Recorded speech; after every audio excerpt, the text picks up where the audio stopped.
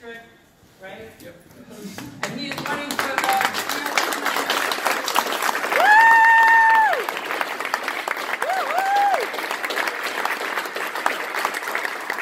Thank you all very much for having me. I really appreciate the opportunity. First things first, I need to introduce my beautiful wife, Tina, who is here. Oh. I know what you're thinking, because people generally see her, then look at me, then look at her, then look at me, and like, how did that happen? Like, it was a small town, she didn't have options. That's right. I also have my mother, Robin, here today.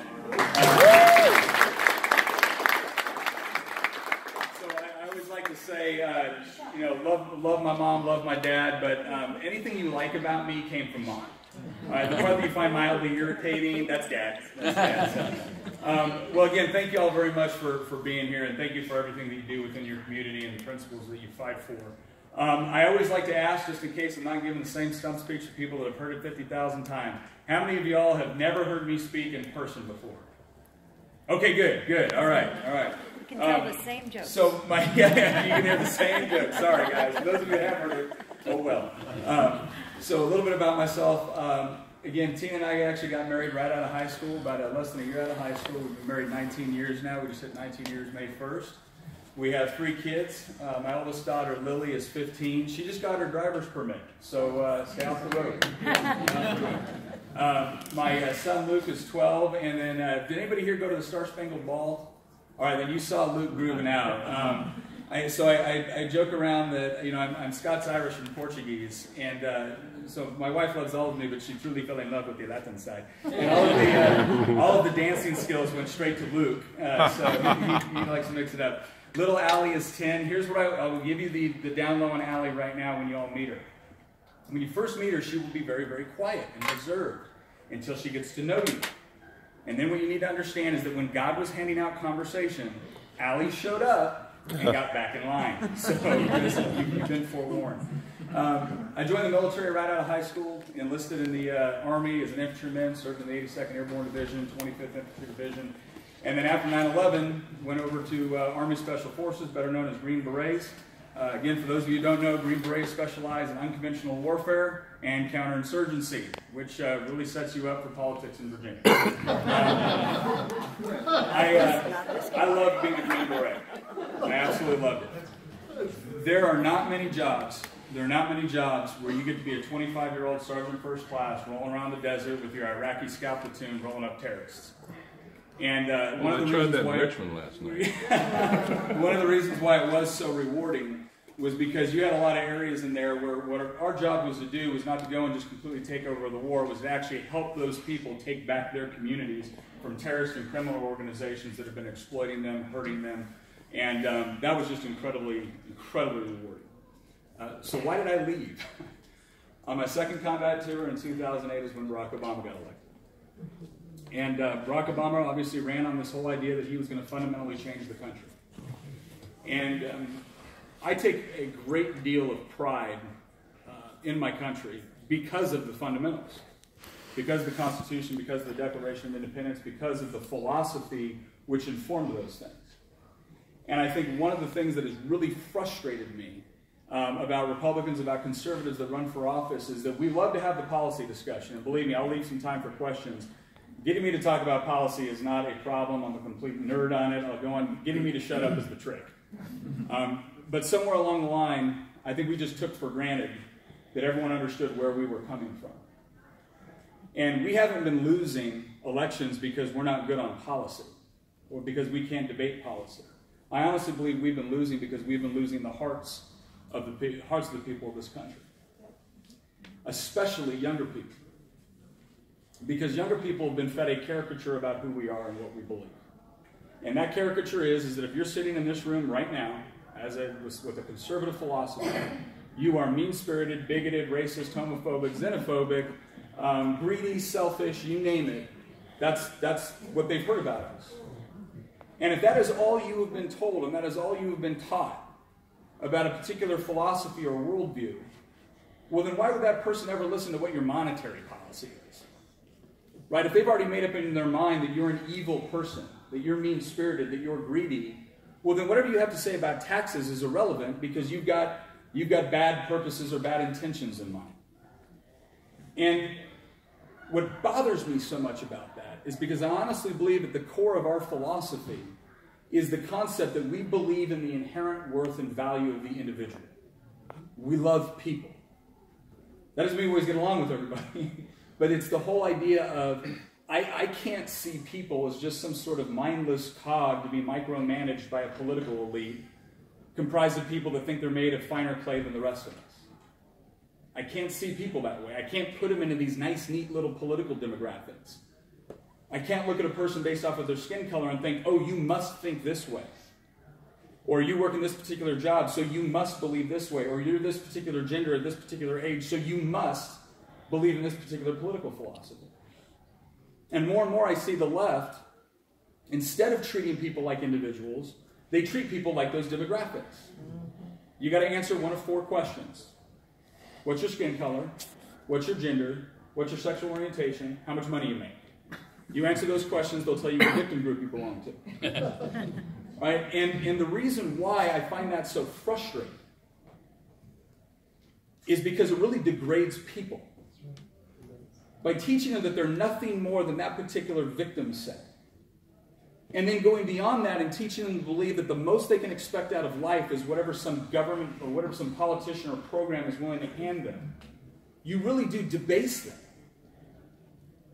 And the thing that I've always found so amazing about this country, because I've been all over the world, and trust me, the Army will send you to a bunch of places that are not at the top of your bucket list. Right? I've seen what happens when people give into the philosophy that if you just give the government a little bit more power, they'll take care of you. I've seen what it does to them.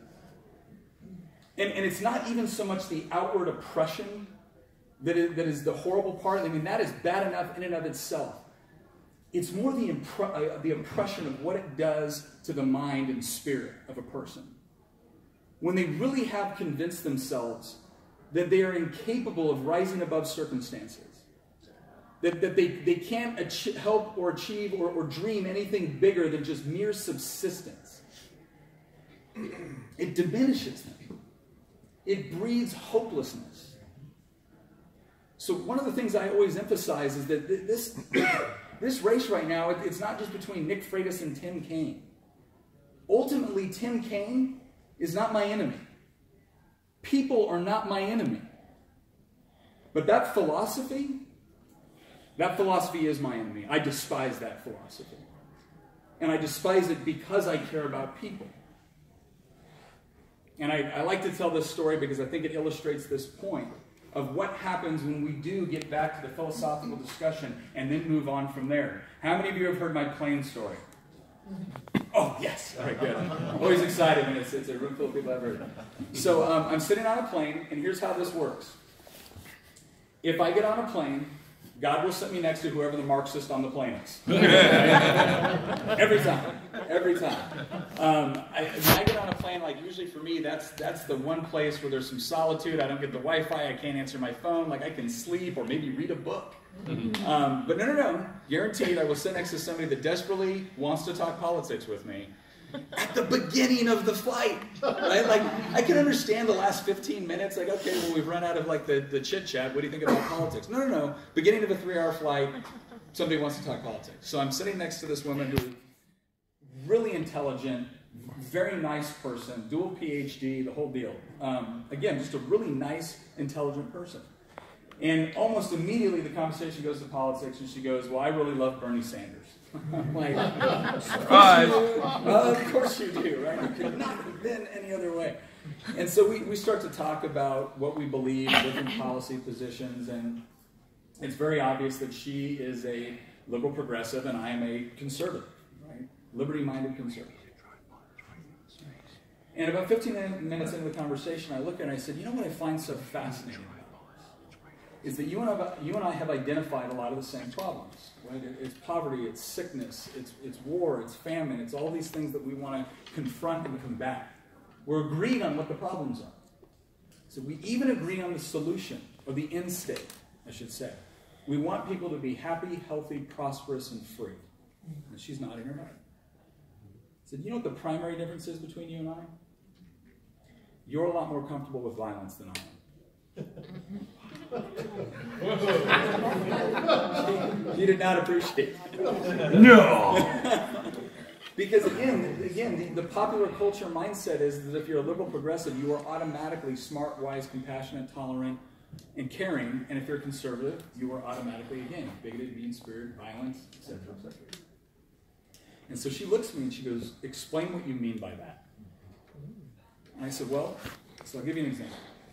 Louisiana floods. I look at that and I think to myself, as a Christian, as an American, as just a human being, I need to do something to help those people. And maybe I come to you and I say, would you like to contribute? Would you like to help? And maybe you say, Nick, that's a great idea. Where do I write a check? Or maybe you say, Nick, actually, I'm helping a different group that's meeting a different need down there. Or maybe you say no. But regardless of what you say, you get to leave in peace. You see that same problem, you think to myself, oh my gosh, we need a whole host of government programs to go down and help these people. Nick, I'm going to raise your taxes.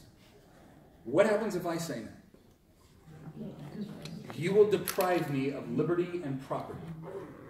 You will bring armed people to my door to deprive me of liberty and property if I resist. I said, so here's what I want to know. We've established that I want to help. We've established I am helping. But because I don't want to help the same way you do, you're going to punish me. How do you square that with your belief that you're a tolerant person? And she looked at me and she goes, I've never thought of it that way. I've never thought of it that way. And that actually gave me a lot of insight in that moment into what we're facing. And she actually asked me for my card, and we had an email correspondence after that flight. Because again, she was a very intelligent person. And she was genuinely compassionate. She was just a little surprised to find out so was I. Well, at least compassionate. I don't know how intelligent. But the reason why I go through this and I illustrate this point is because when we get to that core fundamental and we start off with, I love people and I believe that every person has inherent worth. Do you agree? Yes. Yes, I agree. And therefore I believe the government has a couple of core responsibilities. Protect my liberty, which is nothing more than your ability to live your life the way you want, provided you don't infringe on the right of someone else to do the same. That sounds a whole lot like tolerance to me. It's there to protect the free market, which is nothing more than your ability as a free person to engage in the marketplace, to trade of your time, your talents, your creativity, in order to better yourself, your family, and your community. And the belief that your success in the economy should never be determined based off of your political connections.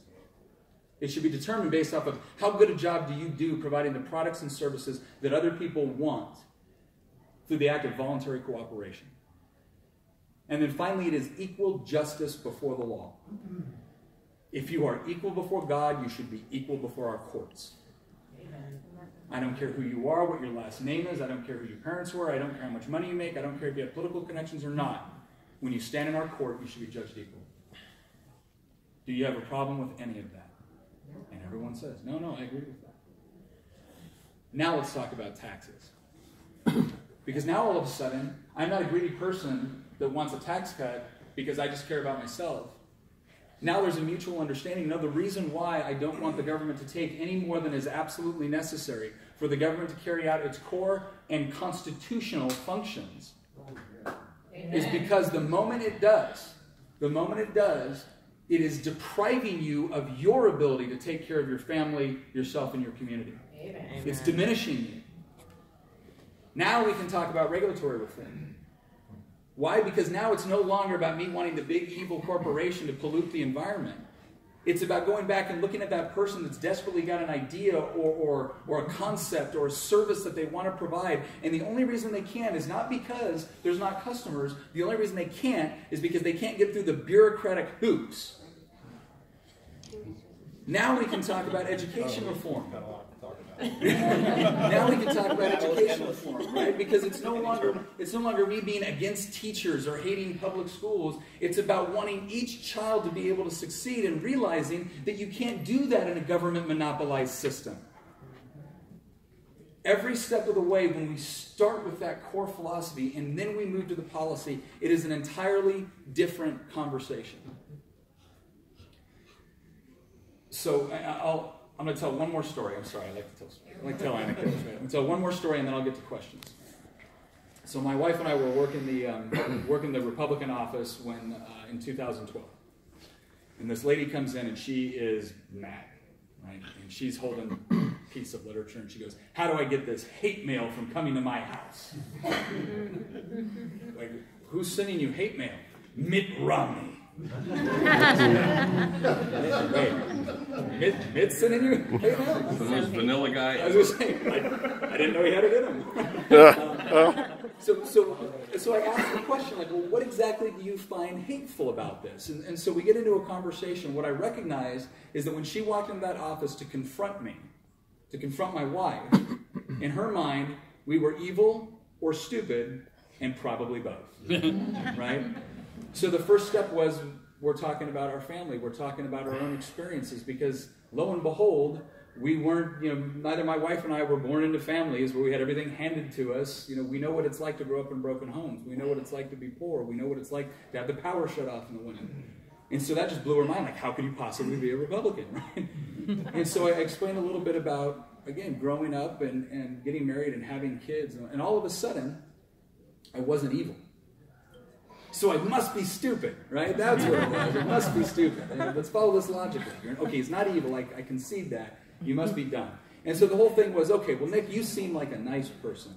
Maybe when you've lived a little bit more life, then you'll understand. I said, ma'am, you could be correct. I said, would it be all right if I shared with you a little bit about the life I've lived so far? I think I was 32 at the time. And then you can tell me whether or not you think it's been sufficient for me to have a coherent political philosophy. And she goes, okay. I said, well, I've lived in 4 different states. I've been to war twice. My mother took me to the mission field when I was 12 years old, so I've been all across the world. I've been on 5 different continents. I've been married. I have 3 kids. I know what it is to, when growing up to lose a home. Here's the range of experience that I've had, from charity to education to military to work to family. Do you think it's been sufficient? And she goes, well, yeah, that sounds like it. So, wait a second. Now I'm not generally stupid. I must be specifically stupid, right? There's always, because again, we're still following this logical thought process. So the specifically stupid part is, okay, so you're not a mean person. You've lived some life. You got some experience under your belt. You must just not understand what I believe. You must not understand liberal progressivism. And if you could just open your mind, because clearly it had to be closed, right? That's the only way I could not be a liberal progressive. If you could just open your mind, then you would understand. And I said, you know what? That is a fair statement. I said, can I ask you for, maybe we can conduct a thought exercise in order to determine the veracity of that claim. I said, okay. I said, for the next 5 minutes, I will argue for liberal progressivism in a way that you would find convincing. And then when I'm done, I will then explain why everything I just said was wrong. I said, what I will then ask you to do is argue for conservatism in a way that I find convincing. Would you be willing to accept that challenge? She goes, I don't think I would know how to do that. Exactly right.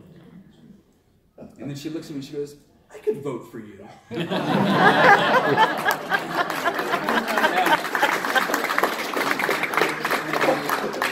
Look, this doesn't mean she's writing a campaign check. Okay? But the point is this. The point is this. We cannot take the philosophical and the moral argument for what we believe for granted. And we cannot buy into this version of republicanism or conservatism that says that our goal is to assume government power so we can force people to live the way we want them to. That is not what I am here to do. I want to make sure that the federal government stays within its proper constitutional boundaries. It's pretty easy. Article 1, Section 8. And the reason for that is because when government focuses on the things it was designed to do, then we can be safe. Our kids can be safe. And we can live our lives the way we want. We can be the authors of our own story. And that's what I'm passionate about. I had one of my colleagues ask me a while back, she goes, Nick, wow, why do you want to be a U.S. Senator? So that is a little bit like asking me why I wanted to go to combat. I didn't want to go to combat. I don't want to leave my wife and kids. I like them. She's intelligent, funny, and good looking. I don't like being away from her. I said, but when my country called and that's where the fight was, that's what we as a family did. Because we believe in it. The fight right now is for the hearts and minds of our own people. Amen. I don't want to just win a seat. I want to win our culture back. Amen. Because the beautiful thing about our culture, it's not ethnocentric, it's not gender-centric, it's none of that. Margaret Thatcher said it best when she said, Europe was created by history, America was created by philosophy. The wonderful thing about this country is regardless of your starting point, you can create something here that is uniquely yours, and it won't be the government that comes in and steals it from you. At least that's what it's supposed to be. And that is worth fighting for. It's worth sacrificing for. And I realize that in Virginia lately, it has been a little bit difficult for those of us that believe the way that we do. And I've run into a lot of people that have said, well, Nick, this is great. We'll see what happens in the general and whatnot, but I'm tired right now. I've got fatigue. I don't care. And I'll tell you why I don't care. Because right now there's men and women in uniform overseas that don't know if they're going to come home. And they don't get to cry fatigue. And they're there because we sent them there. And they volunteered and they went because they believed it was worth it. Because they believed that those intrinsic things that uniquely make us Virginians, that make us Americans, are worth fighting for and worth potentially trading everything for. And if we're not willing to fight for it every bit as hard here as they are over there, then God forgive us. Because each one of us have a debt. We have a debt to the people that came before us. We have an obligation to the people that come after us. I have a debt to friends of mine that didn't come home. And their kids will grow up in a republic worthy of their sacrifice. So I appreciate the fact that you're all here because you care. Because you're willing to fight for this. Because you believe in it. And I honestly believe it will carry us through. If God has still sought fit to provide us with a nation where people are still willing to put on the uniform and go all over the world to keep it safe from overseas threats. And he's also created people that are willing to keep it safe. Not by declaring people that disagree with us enemies, but by saving them from that philosophy that would teach them to believe that they're less than what they actually are. That's what we're passionate about, and that's why our family decided to do this. Because I want to make that argument. Because I think it appeals to people. Because I think God put something in each one of us that desperately desires to live free. So I appreciate, again, you having me here tonight. I appreciate you taking the time. And I can take questions for about 10 minutes or so. 8 minutes. 8 minutes, okay. Nick, Senator DeSteph called me a little while ago. He's on his way down from D.C. Can't be here. But he wanted me to tell everybody he's fully behind you. And if you would please mention Medicaid expansion. So this is another one of those arguments. So I voted against this. I spoke out against it several times. Thank you. I really got to hand it to the left. They've done an excellent job of framing this entire debate as a question between do you want to help poor people or not? And that is not what this debate is about. And I asked the question on the floor of the House of Delegates. I said, can someone please tell me what makes us as the government uniquely qualified to manage health insurance? Amen.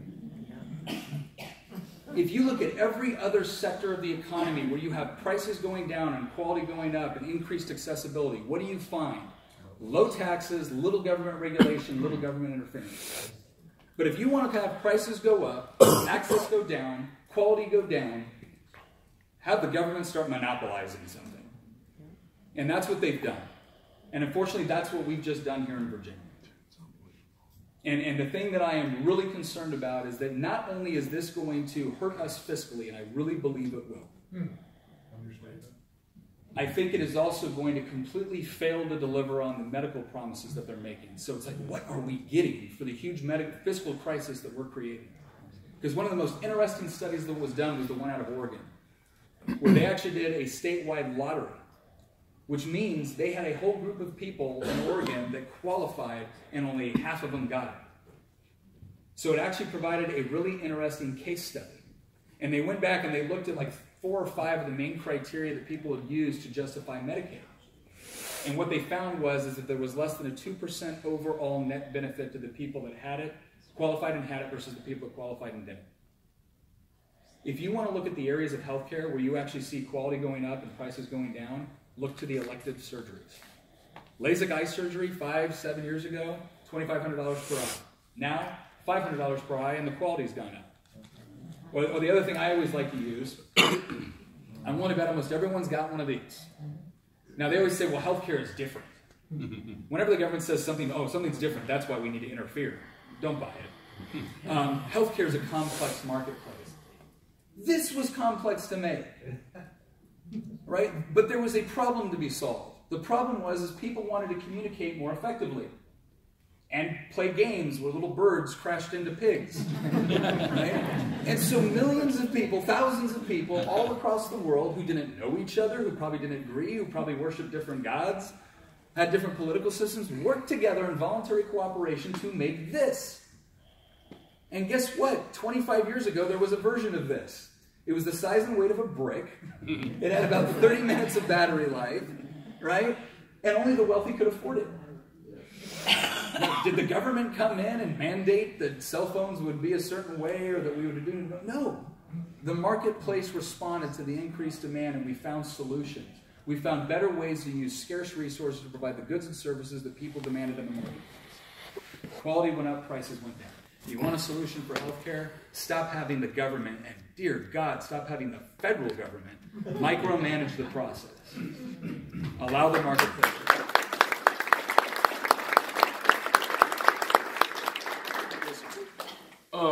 I used to work in a senior living facility several years ago, and we had this one resident who was just the meanest woman I've ever met in my life, period.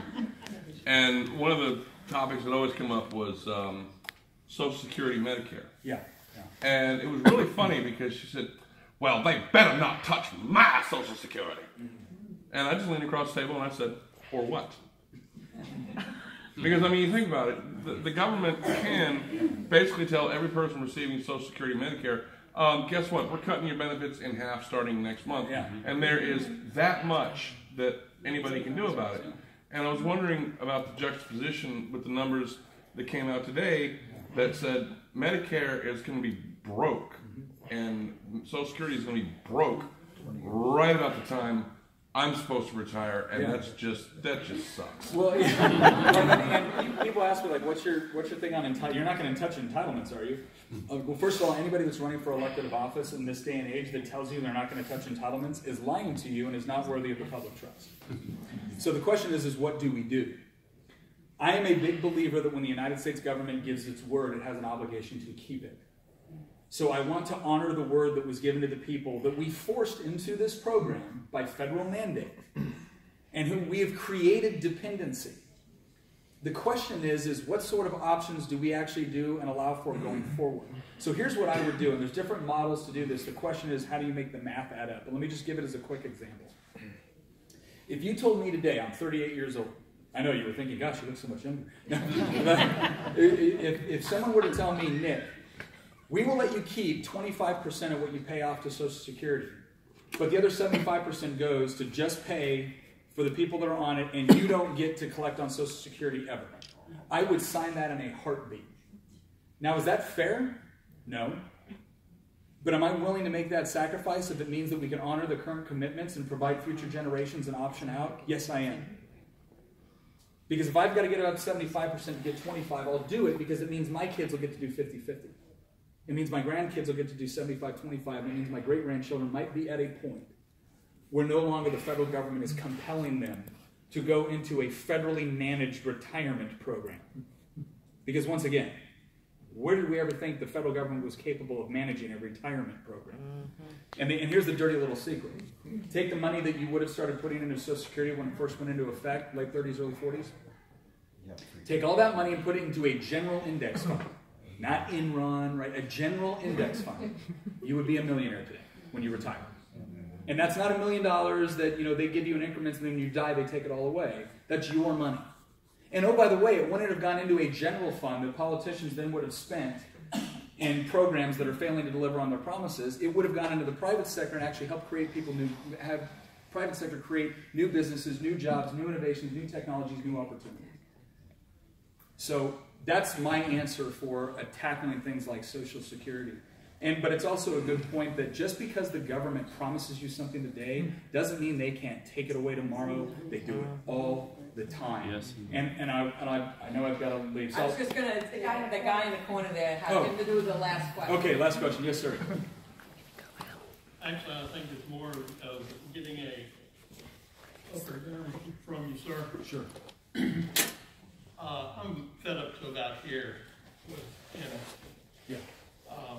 My wife is foreign national, and we've been trying to get her daughter, my stepdaughter, in this country for over 25 years, legally. Yeah. Are you going to speak to those who are trying to get here legally? So, can I just say, your story right now, that is the one that has to be told. Because right now the left has made this all about, do you care about people or not, right? Just like with healthcare, do you care about people or not? Yeah, I do care about people, which is why I think it is completely immoral and wrong to tell somebody that it's been waiting for 25 years to follow the process that they've got to take second fiddle to somebody that broke the law in the first place. Amen. That is a basic thing. So here's what I encourage you to do. Here's what I encourage you to do. Next time you're at like King's Dominion or next time you're at Busch Gardens or whatnot, and if you hear two people in line in front of you talking about how it's just not fair, I want you to immediately step in front of them in line and say, well, no, I think I have a right to be here. And if you tell me that I've got to get back in line, well, then you're a horrible human being who hates people. We all understand the concept of waiting your turn. And that's why, again, we need border security, which does include the wall. And we need merit-based immigration reform. And merit-based immigration reform is not just for U.S. citizens. It's because when you tell people, here's the expectation. If you're willing to meet these goals before you come over here, we're doing this not because we're mean. We're doing this because it's going to set you up to be economically successful when you get to this country. And that is a compassionate thing to do. To want you to be able to come over here and be economically independent and be capable of functioning within American society is good for us and good for them. And the other reason we need border security, and I'll tell you this right now because this infuriates me, and I brought this up in my House of Delegates race, because we were talking to a group, and it was a very pro-DACA group that asked us the question. And I said, here's my problem with what Barack Obama did with respect to DACA. He created a perverse incentive. What he told poor mothers and fathers all over the world was send your kids here unaccompanied and we'll let them stay. Okay, well, a bunch of poor people all around the world who everyone in this room would sympathize with because all they wanted was a better life for their children. We get that. But how exactly do you get your children into the country illegally, right? You don't drop them off at the travel agency. So how do you do it? Well, it turns out there was all these different storefronts and things like that that opened up that offered to get your child into the United States, promising you that they'd be safe and sound. Just sign on the dotted line and give me your cash, and we'll get your child into the country. They're called drug cartels. You know how many immigrant children were lost to human traffickers, to the sex trade, to drug cartels? You know, I bet that sounded like a really good, compassionate political soundbite when they were talking about it. But the actual injustice that was recognized as a result of it is morally reprehensible. And the reason why you need additional border security is not just to protect our citizens. It's to make it harder for criminal and terrorist organizations like that to exploit immigrant children. Yes. So again, once again, we have the compassionate position. We just need to talk about it that way. Thank you all very much.